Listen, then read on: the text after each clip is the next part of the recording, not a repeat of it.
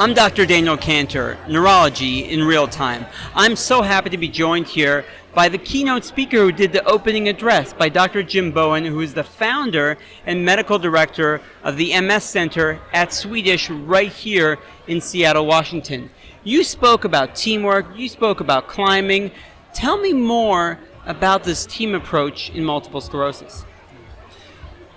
During my talk, I discussed how you go about climbing mountains. And one of the most important aspects of succeeding at this is that you have to have a strong team with people that have expertise in different areas like rock climbing or ice climbing, and you have to work together. I think the same principles apply to a strong MS program where you really need people with different specialties, neurology, rehabilitation, various types of therapy. And those people need to coalesce into a team so that they can function together to give optimal care for people. I think another aspect is that often on a mountain you have different teams that are working together. You may not have ever worked with these people in the past, but if you work together, you're way more likely to succeed at reaching the summit. So I think in the MS world, it's important to do the same thing. MS centers need to work together, and patients need to seek out care providers that work together with others well, because you're really only as strong as the team that supports you.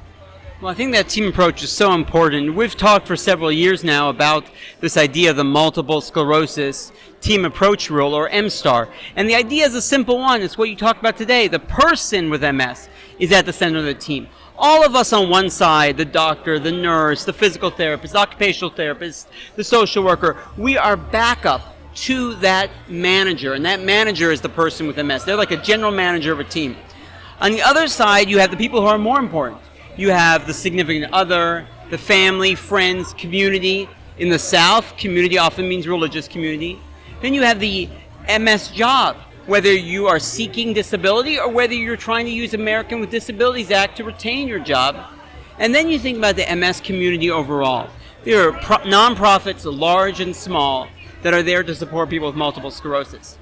But I've thought about it, it's more than that. The MS community is now at a place where we can give to other communities.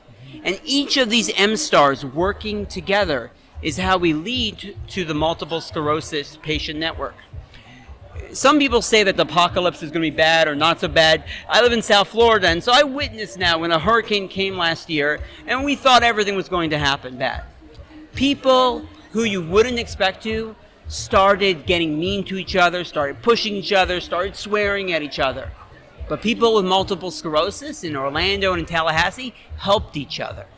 They took things, they put them into the attic, they lent a helping hand.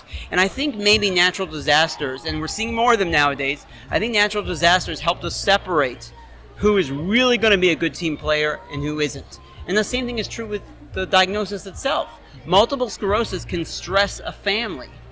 What do you do when a patient comes in and it's their first time getting a diagnosis and they say, well, what does this mean about my family unit? I was used to being the mom, or I was used to being the provider. What do I do now? How has my role changed? What do you give people as practical advice for how their roles may change with a diagnosis of MS? Well, as people's ability change, of course, their role is going to change, but it's really hard to predict in a person to what degree that's going to happen. So we try to encourage them to maintain the roles that they have as much as they can, and as circumstances change, well, then that role can change. One of the unique features about our clinic is what we call an adventure program.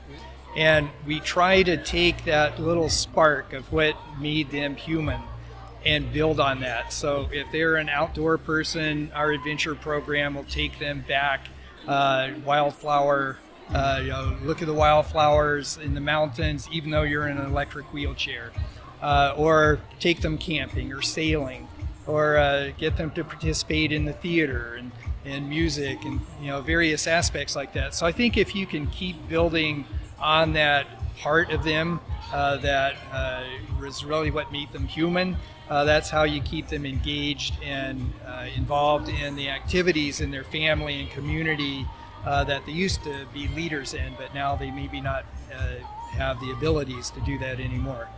Well, Dr. Jim Bowen, I want to thank you so much. As you said, MS is a label, it's a diagnosis. It doesn't define who a person is. You define who you are. I want to thank you so much for joining us with Real Time Neurology, and I want to thank all of you back home.